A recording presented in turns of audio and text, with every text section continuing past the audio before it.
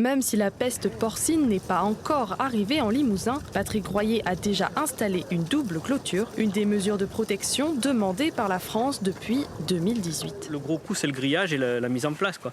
Après, les fils, ça va aller assez vite, quoi. C'est pas ce qui coûte le plus cher. Patrick Royer va devoir au total débourser 20 000 € pour protéger sa vingtaine de cochons cul noirs.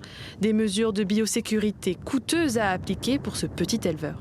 C'est vrai que si on avait un bâtiment comme le système bâtiment intensif ou port intensif, les bâtiments sont tous rapprochés et on n'a qu'une seule clôture à faire sur un petit site.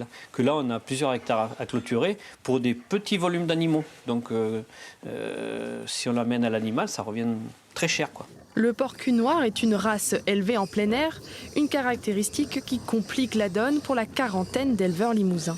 Qui dit élevage extensif dit contact avec la faune sauvage, et voilà, c'est pour ça qu'on est beaucoup plus impacté. On est sur des modes d'élevage beaucoup plus petits, moins professionnels et du coup avec moins de sensibilisation sur la partie biosécurité. Autre voie de transmission de la maladie, la consommation de viande contaminée par un sanglier. Par exemple sur des aires d'autoroute où les transporteurs étrangers sont nombreux, la menace minime mais réelle inquiète les vétérinaires. Il y a une petite tension sur la biosécurité porcine qui risque d'augmenter encore si par malheur la maladie pénètre en France, en région PACA. Donc la pression sur les éleveurs va aller crescendo pour que tous les éleveurs soient effectivement aux normes le plus rapidement possible.